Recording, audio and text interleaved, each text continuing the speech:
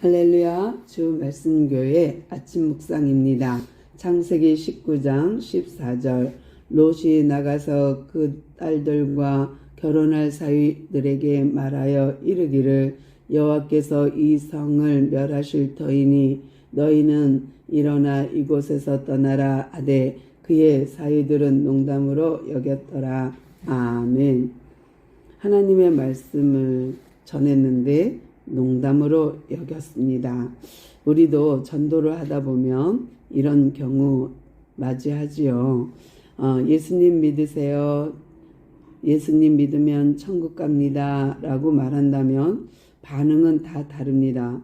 어떤 이는 감사한 마음으로 공손히 받는가 하면 어떤 사람들은 그 반대이기도 하고요.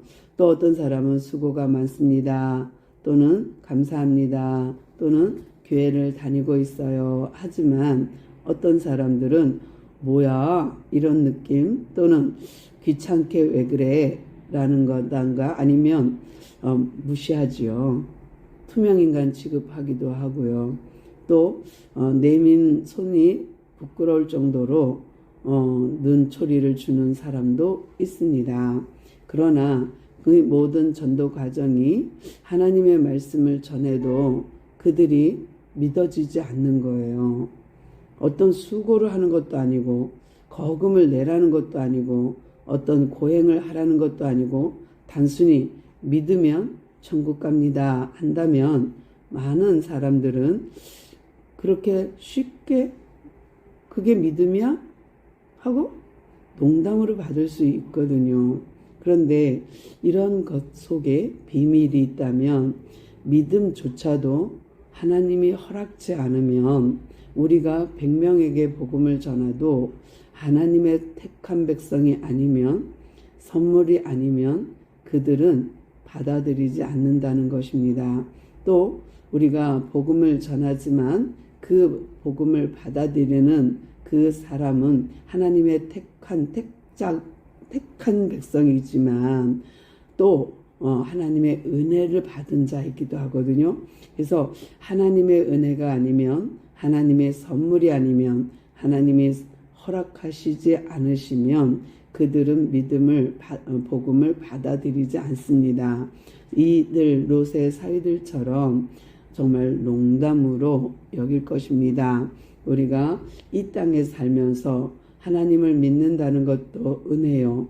하나님을 믿고 신앙생활하고 교회에 가서 예배를 드리고 기도를 하고 찬양을 하는 이 모든 것이 하나님 안에서 느껴지는 하나님의 안에서 누릴 수 있는 은혜요 선물이라는 거죠. 좋은 것입니다.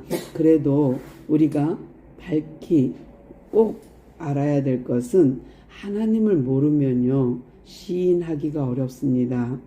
하나님을 모르면요 우리도 말로는 믿는다 하고 교회는 다니지만 진심으로 하나님의 말씀을 믿지 못하는 상황이 벌어질 수도 있어요. 그러니까 아주 외인도 있지만 하나님 밖에 사람도 있지만 교회 안에 불신자도 있다는 거지요. 그래서 세상에는 불신자가 당연히 많지만 교회 안에도 불신자가 있다는 것을 잊지 마시고요. 오늘 하루 동안도 정말 내가 그리스도인으로 하루를 살아가는가, 내가 하나님 은혜 가운데 있는가, 하나님의 그 선물을 내가 받을 자격과 받아 누릴 수 있는가를 생각하는 귀한 하루 되기를 소망하고요.